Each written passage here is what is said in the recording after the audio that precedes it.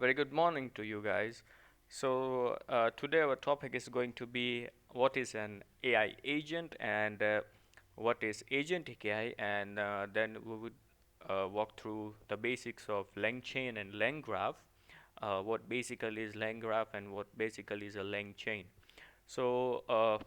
Before starting LangGraph and LangChain, let's understand a bit basics about what is an agent and what is an agentic AI. So an agent is someone who can make decisions and take action on its own, achieve a goal without being told exactly what to do at every step. So AI agent is someone, uh, if you assign a goal to him, and he would do everything without telling any external efforts. So that is an AI agent. Now what is an agentic AI? So agentic AI is a superset of agent, which is a system using one or more AI agents. So meaning an AI agent is a singular agent, and when the singular agents work together, that is called an agentic AI. So that is called a multi-agent framework. So now this is the basics of what is an AI agent and what is agentic AI. The example, let's say for an AI agent, it can be a chatbot, it can be a RAG tool, a document searching tool, that if I text, if I want to search XYZ in a document and ask it that, hey, where is XYZ located in this document? Then an agent would retrieve the text from this page number, and it would revert back and it would say, hey, the text that you entered XYZ is on page number 5. So this is an example of an AI agent that you assign a goal to him, that agent works on it, and that reverts back to you. Okay, now what is a LangGraph? So LangGraph, it's a framework that helps you build reliable agents, more expressive frameworks to build highly customizable and complex agent and complex agent workflow. So let's just understand this by a simple difference between LangChain and LangGraph.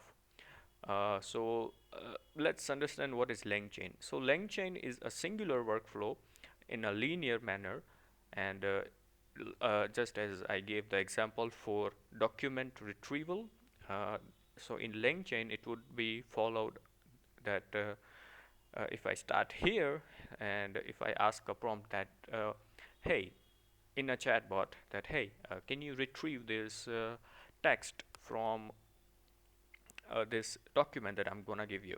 Then that will search in that document.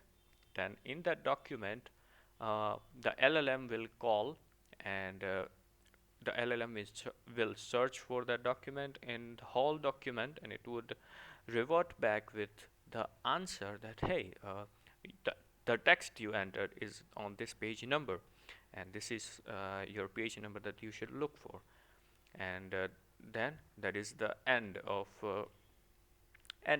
your search. So this is basically following a chain of instructions and a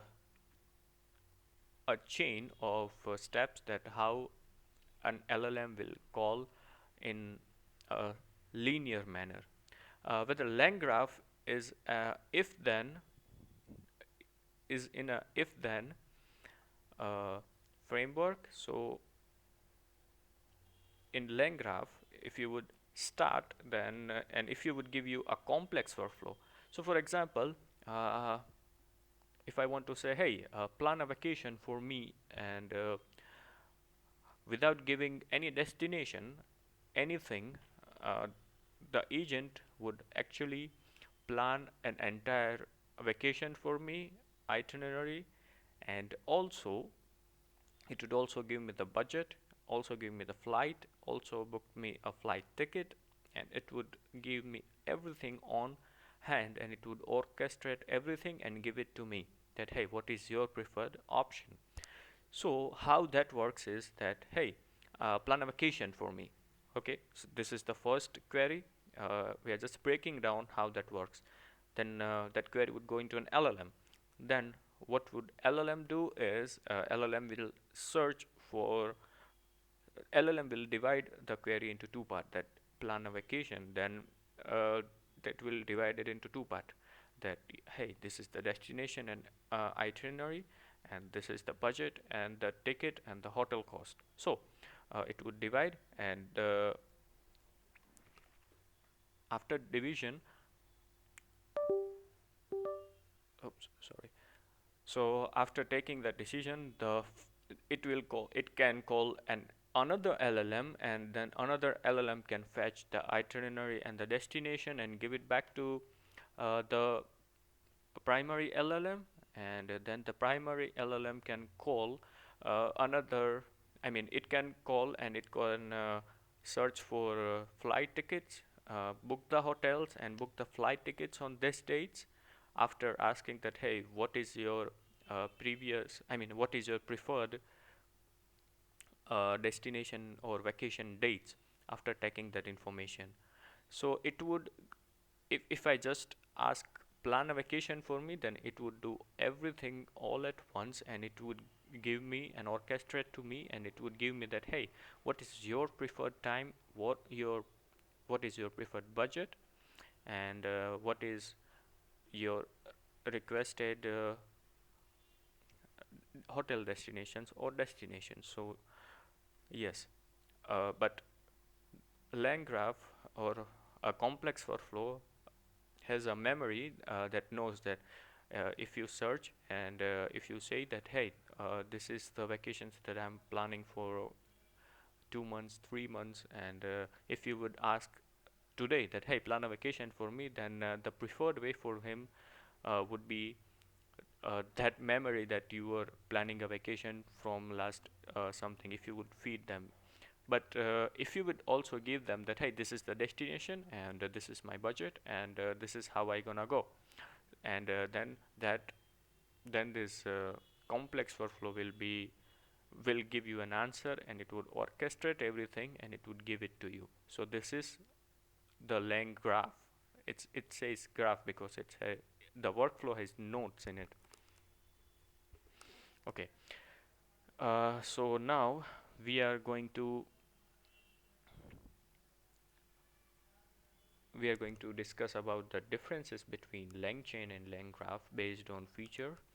So the purpose of LangChain is just a toolkit to build LLM apps with chains, tools, and agents, and LangGraph is a framework to manage complex workflows with state. So LangChain is linear or reactive chains. LangGraph, on the other hand, is graph-based, support loops, retries, and it has a memory. So LangGraph is a graph-based, so it has nodes in it, and it can call back and it can retry everything all at once before giving the answer. And best use case for LangChain is simple chatbot, RAG apps that we already discussed about, the document searching, RAG tool, retrieval augmented generation, and whether on the other hand LangGraph is a multi-step workflow and agents with memory and conditional paths, as we discussed about plan a vacation for me.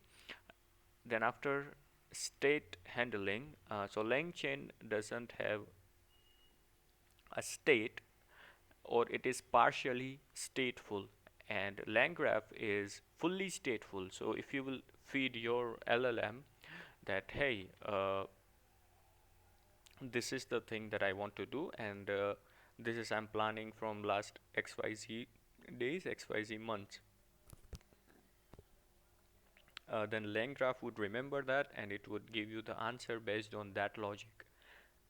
Now uh, let's talk about the example. So in LangChain, if you just say, hey, email Josh for a follow-up, then it would generate an email, and it would just send it to Josh, a simple email. After that, after sending that email, LangChain or that agent doesn't have to do anything.